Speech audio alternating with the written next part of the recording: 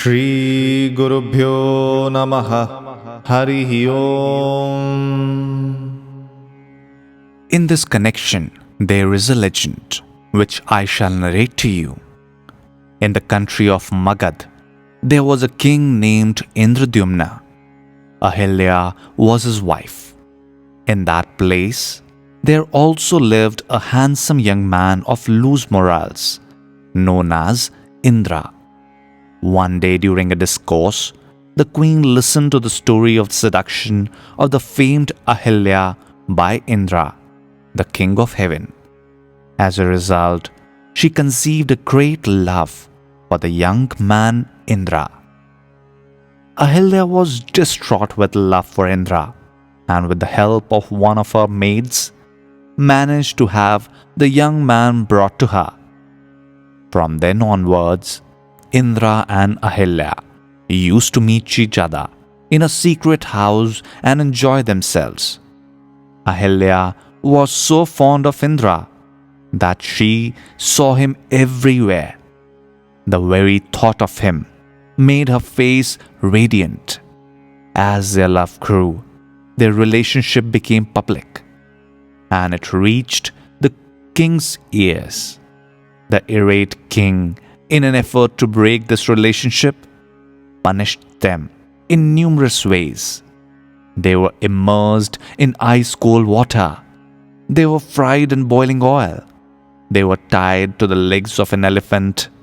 They were whipped. Indra said to the king, laughingly, "O king, the entire universe to me is nothing but my beloved. So it is to Ahalya. Hence, we are unaffected by these. Sir, I am only mind and mind alone. Is the individual. You can punish the body, but you cannot punish the mind, nor bring about the least change in it. If the mind is fully saturated with something, whatever happens to the body does not affect the mind.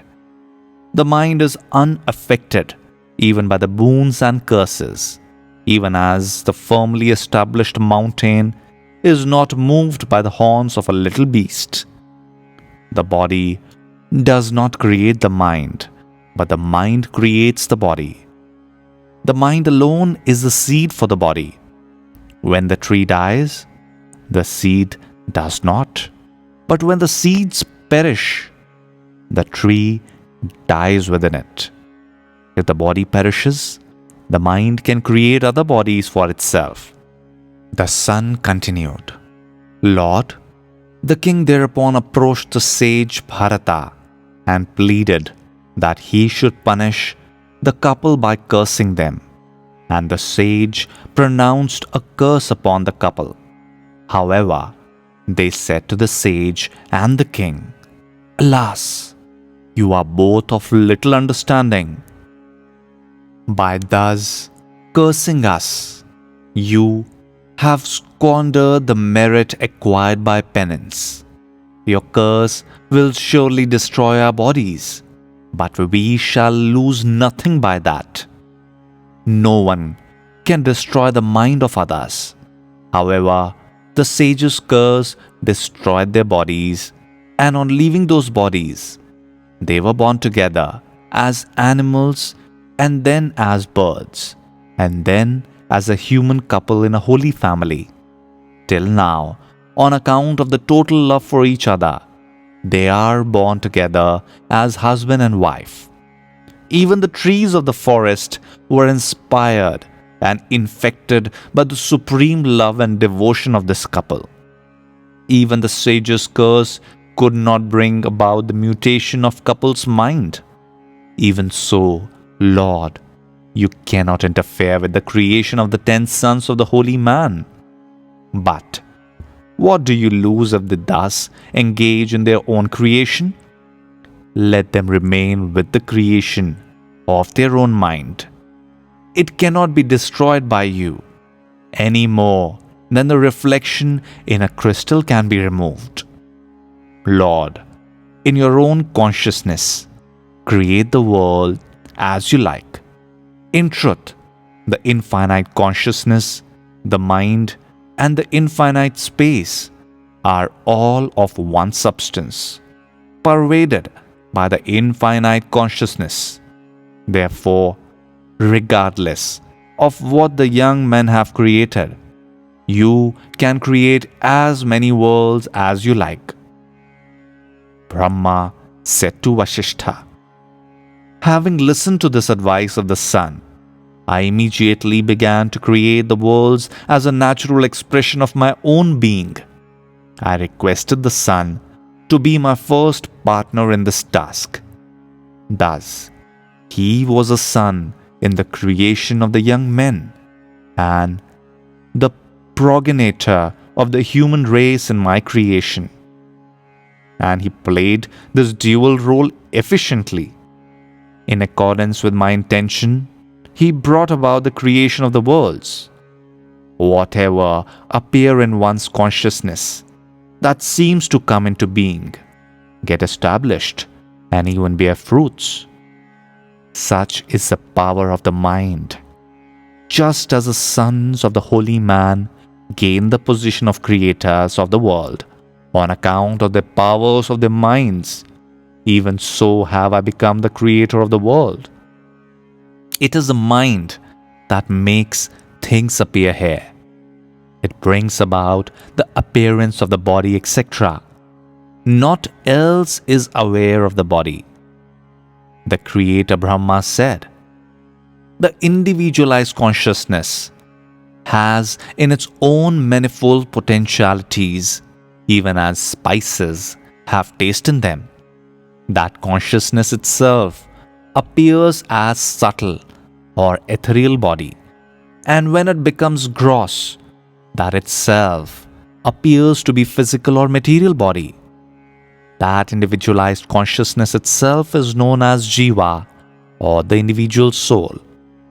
When the potentialities are in an extremely subtle state, and when all this jugglery of Jiva ceases, that itself shines as a supreme being. I am not, nor is there anyone in this universe. All this is nothing but the infinite consciousness. Just as the intention of the young men became manifest, all this is appearance based on infinite consciousness. The young men's intention made them feel that they were the creators. Even so am I. The pure and infinite consciousness alone thinks of itself as the Jiva and as the mind, and then believes itself to be the body. When the dream-like fantasy is prolonged, this dream feels like reality. It is both real and unreal. Because it is perceived, it appears to be real, but because of its inherent contradiction, it is unreal. The mind is sentient because it is based on consciousness. When viewed as something apart from the consciousness, it is inert and deluded. When there is perception, the mind takes on the role of the object of perception, but not in reality. Even as when it's perceived as such, the bracelet is seen, though in truth it is gold. Because Brahman alone is all this, even what is inert is pure consciousness. But all of us, from me down to the rock, are indefinable, neither inert nor sentient. There can be no apprehension of two completely different things. Only when there is similarity between the subject and object is perception possible. Concerning what is indefinable and whose existence is not certain, inert and sentient are only words with no substance. In the mind, the subject is believed to be sentient and the object is said to be inert. Thus, caught in delusion, the Jiva hangs around. In truth, this duality is the creation of the mind in hallucination. Of course, we cannot determine with certainty that such an hallucination exists either. That infinite consciousness alone is. When this illusory division is not seen for what it is, there is the arising of false egotism.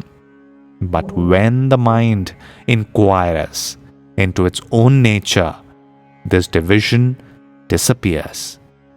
There is realization of one infinite consciousness, and one attains great bliss. Vasishtha asked Brahma, Lord, how is it possible that the sage's curse affected Indra's body and not his mind? If the body is non-different from the mind, then the curse should have affected the mind too.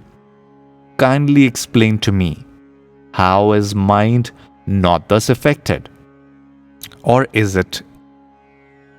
The Creator Brahma replied, Dear one, in the universe, from Brahma to a hill, every embodied being has a twofold body. Of these, the first is a mental body, which is restless and which acts quickly.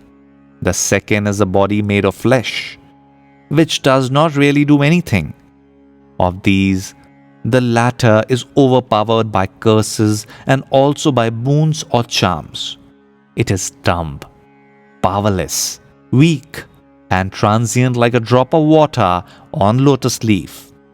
And it is entirely dependent upon fate, destiny, and such other factors. Mind, however, is independent, though it might seem to be dependent. When the mind confidently engages in self-effort, then it is beyond the reach of sorrow. Whenever it strives, then and there it surely finds the fruition of its striving. The physical body achieves nothing.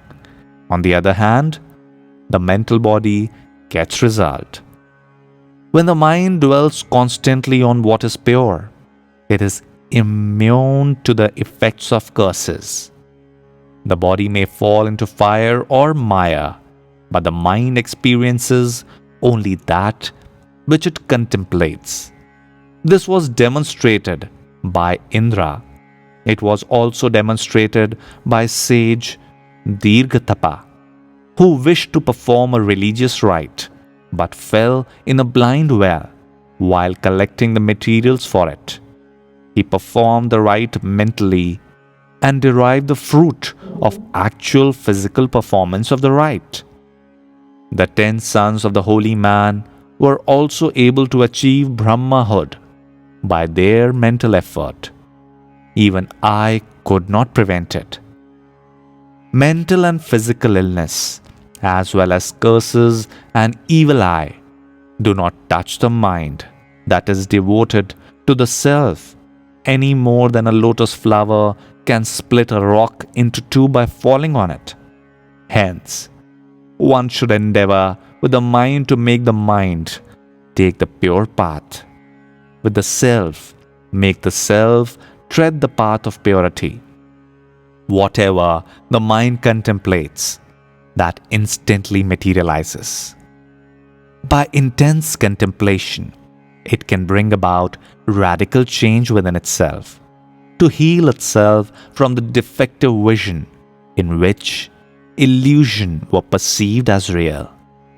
What the mind does, that it experiences as truth.